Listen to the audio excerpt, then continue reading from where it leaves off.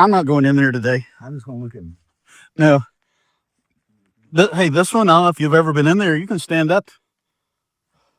Oh. That one really opens up. You can stand up. Man, look how crystal clear this water is. Yeah, we'll edit out the F-bomb, Speedy. This one. Oh, you go. Oh, you're good, man. It don't matter. Well, there's something floating in him. This one, I don't know. Well, I guess we'll go in.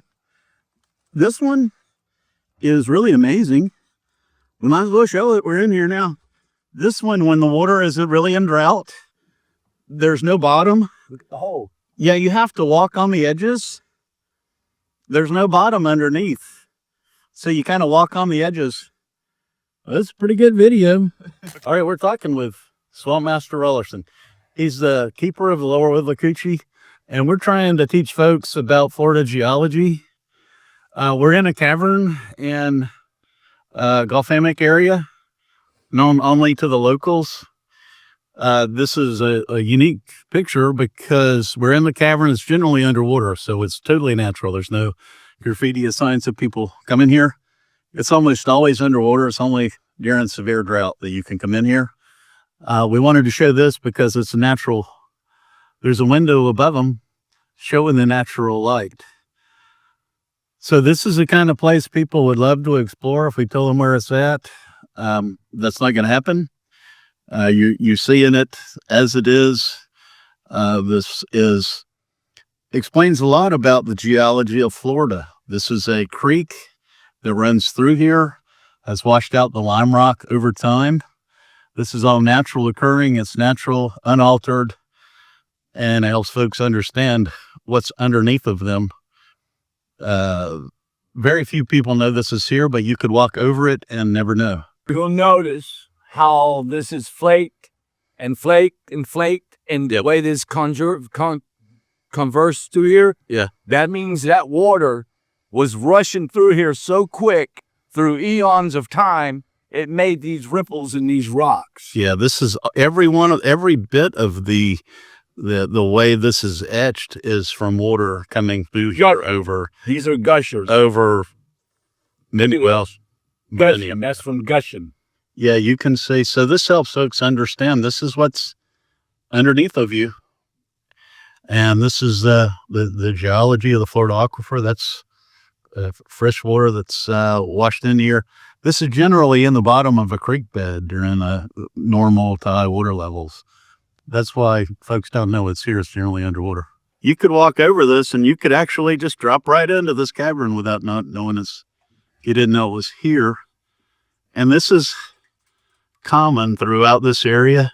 This is a concrete slab. It used to be a hole, probably this big around.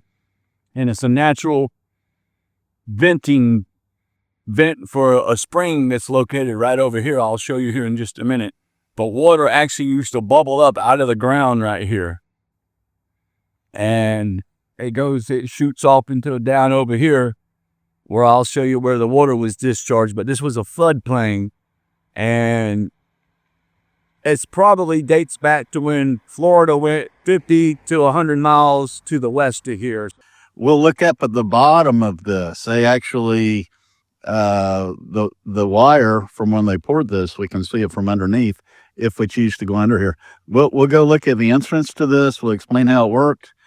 And we may go in and film this from the underside, which is very interesting. Let's go check this out. We'll just film this on the fly, just like Redneck's One for a Walk in the Woods, which is kind of like what it is, isn't it? This will help folks understand the geology of Florida a lot.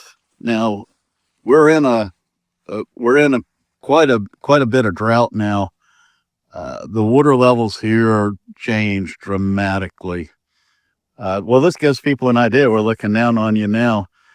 Now, during extensive flood, like how deep do you think the water was here after Hurricane Easy, the Easy 50 flood? This is all flooded. This would have been... Yeah, there was water up to the...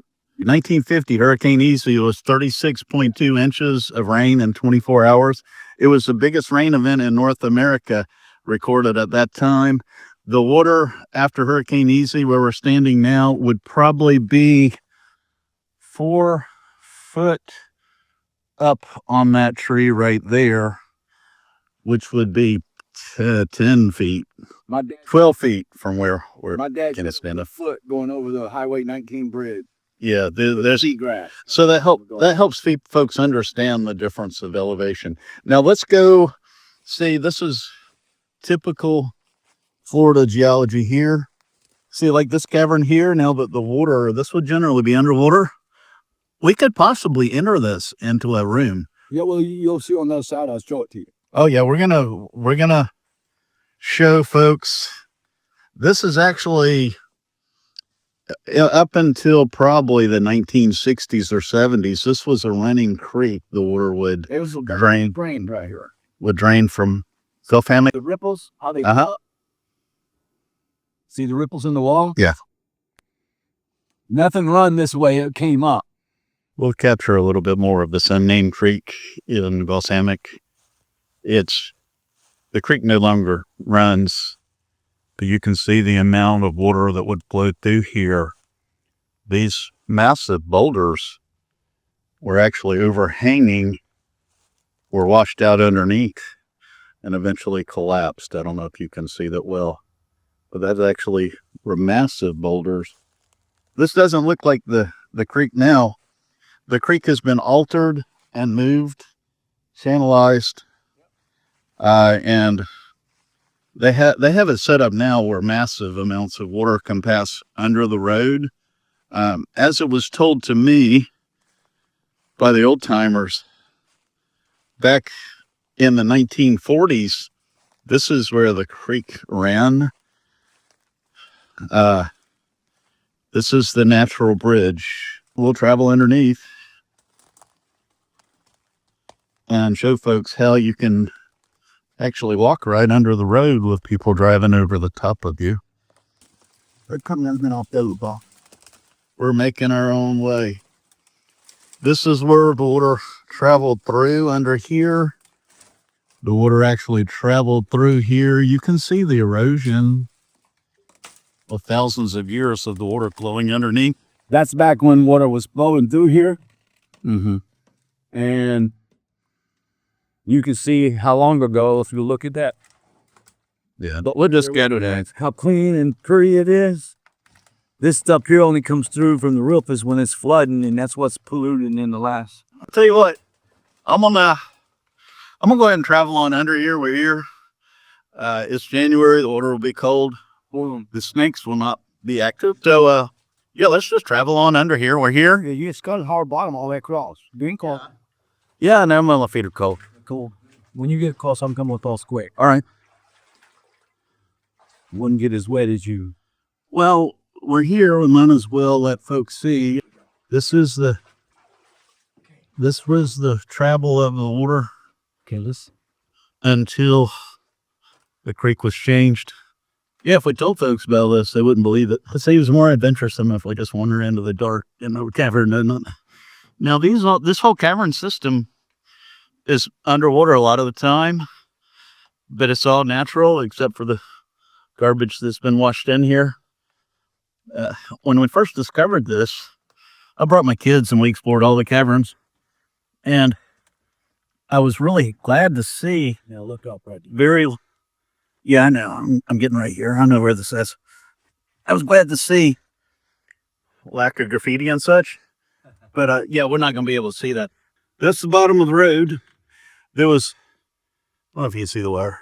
Yeah, this is the hole I used to go in with brothers grabbing. Yeah. See, that was a window in the cavern. When they paved the road, they just put a form on it and covered it over in concrete. Once again, this was the flowing river, the creek. They came under here, and the creek just out and diverted. It's not very graceful, but we're wandering in the dark. This is real adventure, and I just not got him dead. So not very graceful, but what we had to do show it. This is the creek bed. It continues on. There's caverns all out through here. While we're here, we'll just show These are all different places washing out. This is actually the creek bed from an earlier time before the creek was altered. It's now been channelized with culverts. We'll show a little bit of the other places here. This is actual creek bed. It's not reflected now. Water's not run through here for probably 40 years since they changed the course of the creek, put in culverts and whatnot. We'll show some of the other cavern entrances. I want to explain this while we're here. Oh, here's another creek bed that leads over that way. We'll explain, as it was explained to me from folks that are long gone. Back into the 30s and 40s, they would come fishing here. And it was literally catching fish in a barrel. And this water system that exists under this, they could just drop bait in here, and there was a species of albino shellcrackers that lived in the system. See the frogs jumping in now. That lived in the system, and so they just throw bait in and catch fish right down in this. The lower the water is, the more concentrated the fish are. I've never came fishing here to see if there's any of those albino shellcrackers. They were catching into a closed system. I can't imagine there's still any here, but I don't know that they're not. There's so many caverns out here. We're trying to figure them out. I've been here many times and been in all these, but it's been a long time. Same with Speedy. Now this one's kind of says that this goes under the road too. I don't remember. You can get down and travel in these as far as they travel, because the water table is very different here than in, the highlands, say the Withlacoochee Forest, where a lot of the caverns folks know. The water table's 80 feet there, and some of those caverns go down 80 feet. These you can only travel down as far until you hit the water, and the water's probably right there, right? It can't be. Yeah, I've never seen this where it was empty, but I know that We don't want to be living here when this is empty. We'll all move to Phoenix, where they have a lot of water if this thing is empty. But this gives you an idea. This is probably 6-8 feet. Yeah, well, it gets bigger over to your left, and you're on the cold. Yeah, for sure. You could travel a long way if it's dry. It may go down, an undetermined distance. This is actually very, very low water now, but we're 4 months from rainy season, so we can go further down if we wait until May. We may return then. Capture this one too. Actually, we traveled down in this a long way. The time that we explored this before, the water was actually lower than it is now, believe it or not. I remember climbing down in here quite some distance. Now, back in the day, the old timers told me they'd come fishing here and you could just drop a bait down in there and it's like catching fish in a barrel. And this is where they had that species of albino shellcrackers living in the system. And if they haven't caught them all out, they might still be some in here. See if I can capture this to help show folks how the erosion worked here. This is in the bottom of the creek bed. Looks now channelized. The water doesn't flow through here anymore.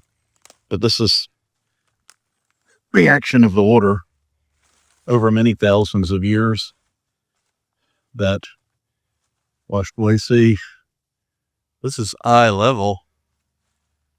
So during just about any period of time, this would be underwater as the creek would flow through. It's washing out the stone. This is pretty standard stuff whenever you have a place like this with a Florida limestone and the water erosion against it. Any of the caverns that are natural and unaltered will have look much like this.